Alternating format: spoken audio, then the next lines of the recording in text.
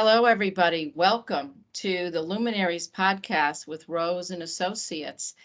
We are celebrating this year our 30th year of Rose and Associates being in business since its humble beginnings in the Northeast.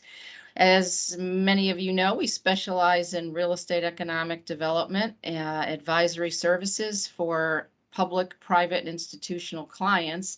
And I've had the pleasure of meeting many professionals over the years through both my CCIM work in that designation as well as the counselors of real estate. So the purpose of our Luminaries podcast is to talk to folks who we found inspirational or luminaries in the industry, meaning they're visionary, exceptional, and certainly an inspiration to me.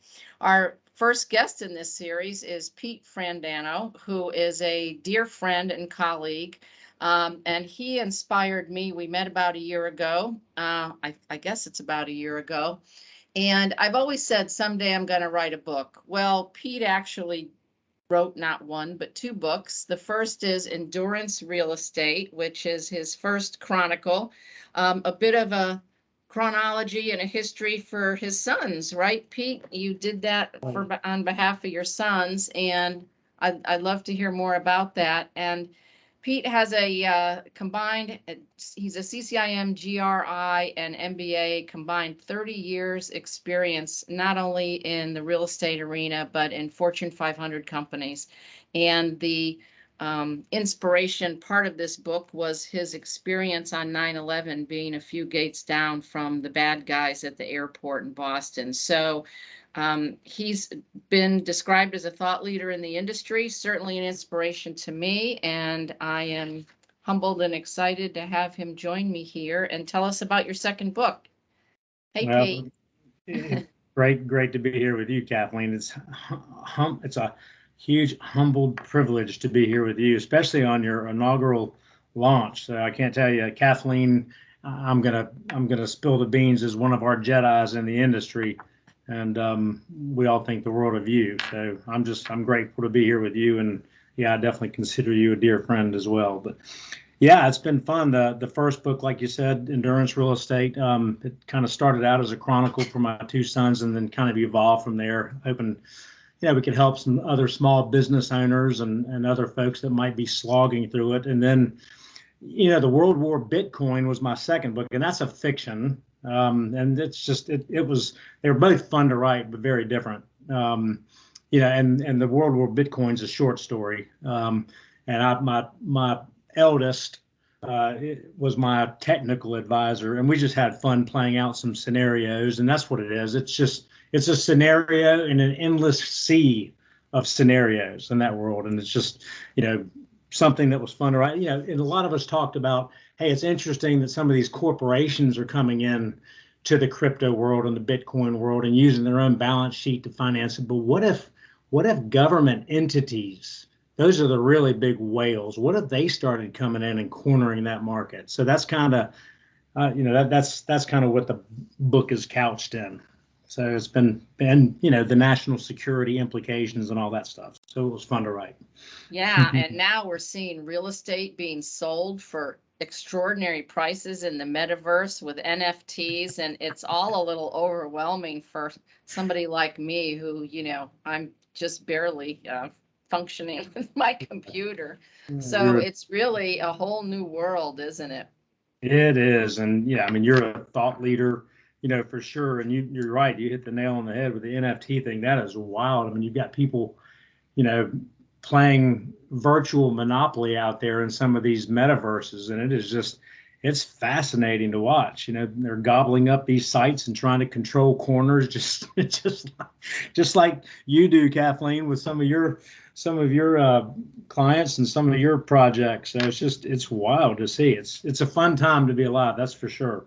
Yeah, I can't decide which game board is most appropriate, Monopoly or Risk, right? With all the geopolitics happening, it's kind of interesting because it's all congealing. Right now, we're writing the top 10 issues for counselors of real estate, and we're really grappling with some of the issues are so intertwined. It's really been fascinating to try to hone in on what the 10 are. And we were saying, well, it needs to be not only national, but international, but almost everything's international these days. So That's right.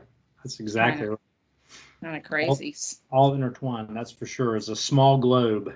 The globe Yeah. has definitely shrunk over the last decade or two.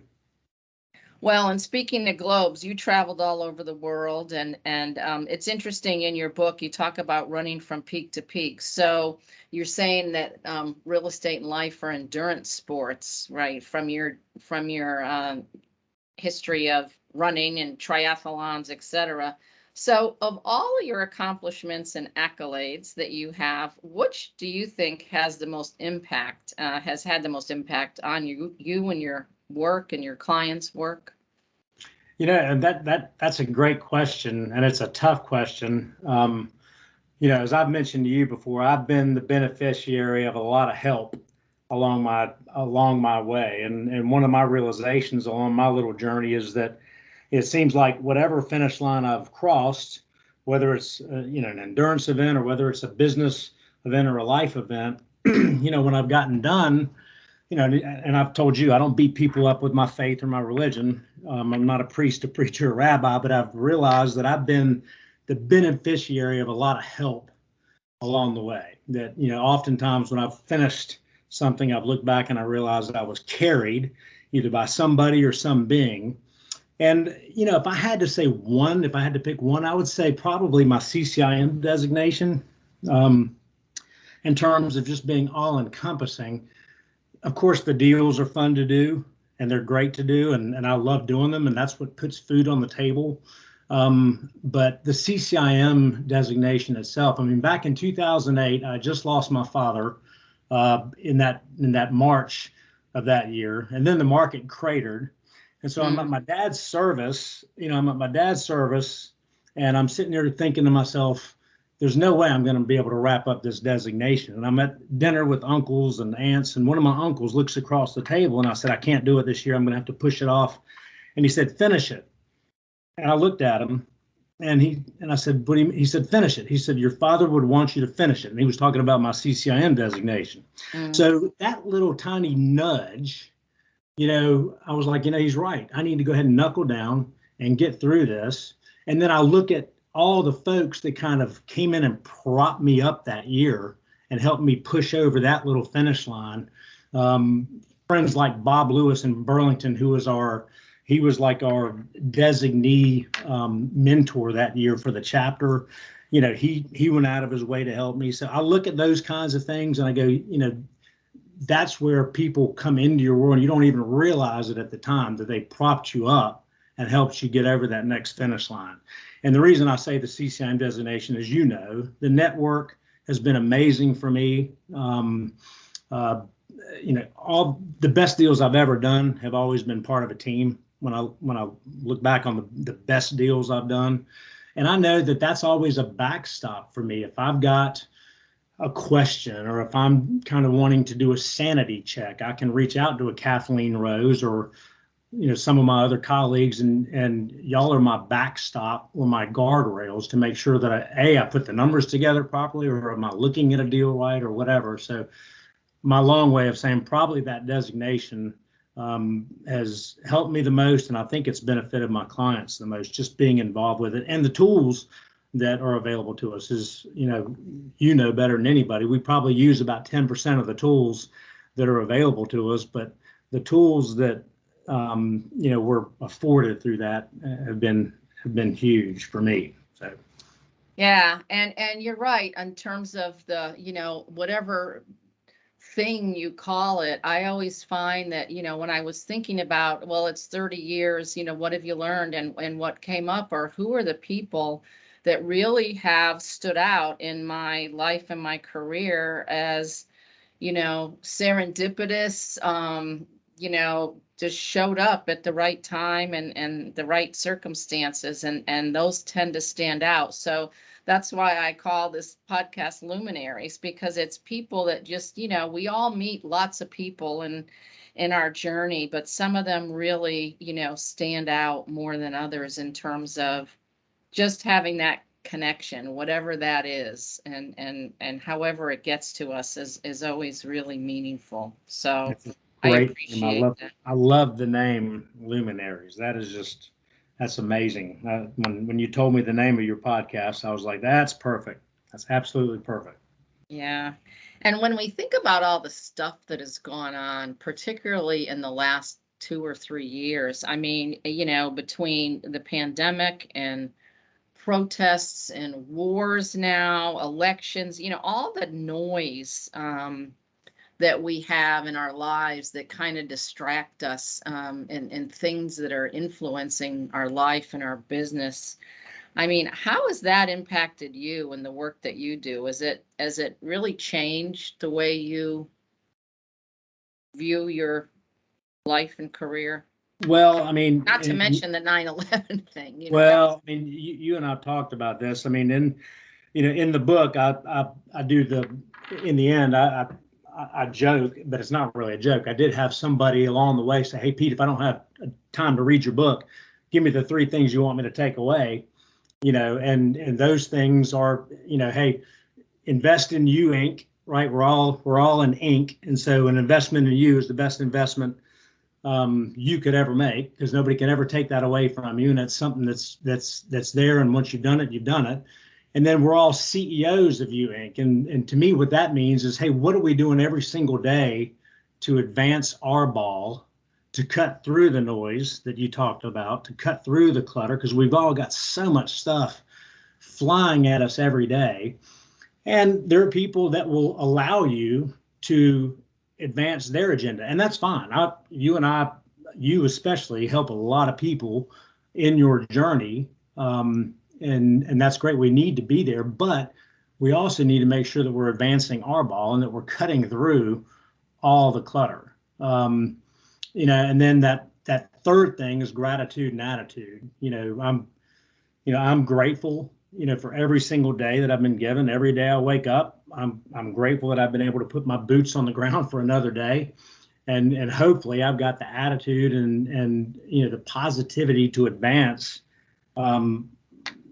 my agenda and help others along the way. So yes, I mean, right now, we're coming out of the pandemic. That was a black swan event. And here we are looking at this Ukraine thing with this nut, running through Europe, and Lord knows what he's going to do next.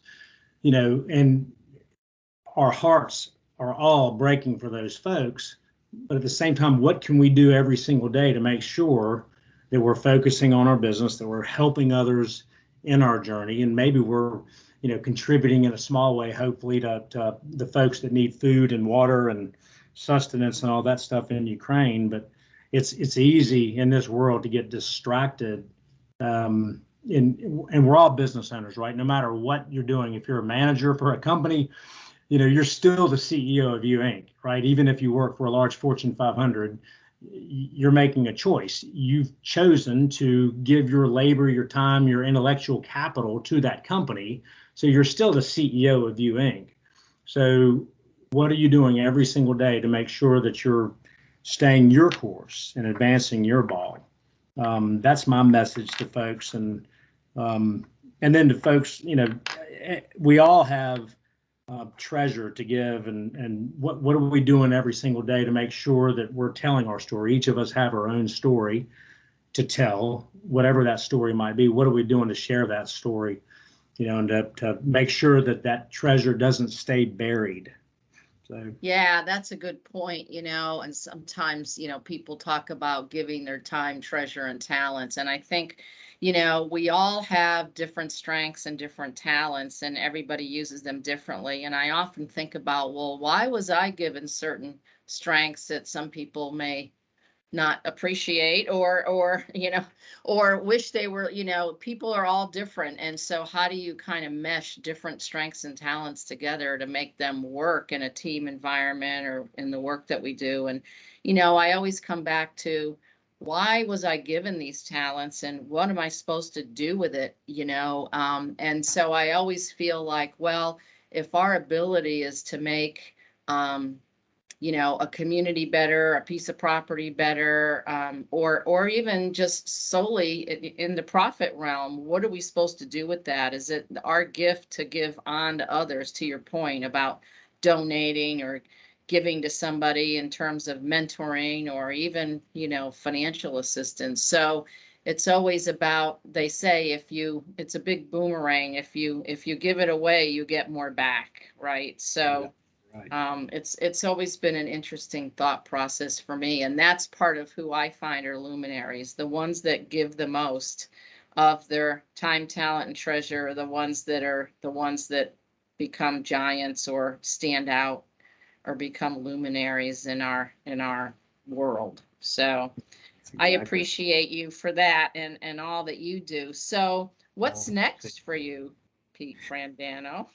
Well, I Another mean, book? What's the next thing? no other books for now. I mean, you know, and you hit the nail on the head with the time, talent, treasure. You know, you and I've talked about my little concept in the book. I call it, you know, time, experience, and wisdom too.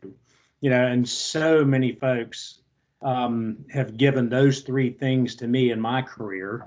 You know, time, experience, and wisdom. And to me, it's one of the most selfless gifts, you know, people have given to me. I mean, you know, if you can save me time, you know, or you can help keep me from driving off a cliff by providing me with some of your life's experience, or you impart your wisdom on me, and maybe that somehow turns into a mistake avoided, or maybe it turns into food on the table for my family.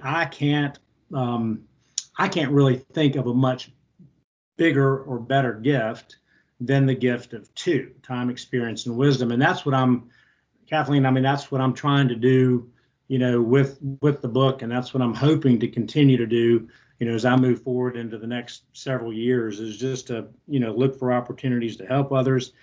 And it's like you say, I mean, that stuff comes back. You don't look for it to come back, but it does. I mean, you know, some of my mentors, you know, in this industry when I jumped in said, you know, Pete, if you get involved, um, you know, it's going to come back to you five or tenfold. And you don't get involved because of that, but it's just been a blessing to me. The friendships and the relationships that I've formed, people that I know I can trust, that's just been a huge blessing for me. And that's kind of where I'm hoping to kind of couch my um, you know, next several years. I mean, I love our business. In a way, we kind of get to pick who we work with, you know, and I've got some incredible clients, and I've got incredible teammates and friends and relationships. So it's just I enjoy all sides of our business. As you know, I do some valuation work, I do some brokerage work, and then I do some you know, some consulting, some public speaking, and that kind of stuff. And it's all a lot of fun, and hoping to continue to help others like so many have helped me along the way. Like you've helped me, and so many others have helped me along the way. It's been a fun journey.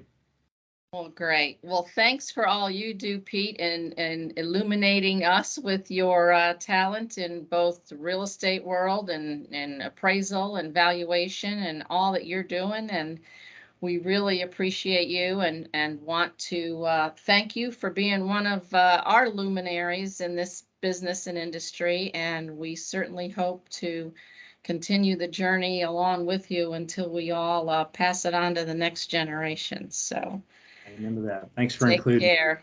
All Thanks. right. Thanks, Thanks so Kathleen. much. Honor.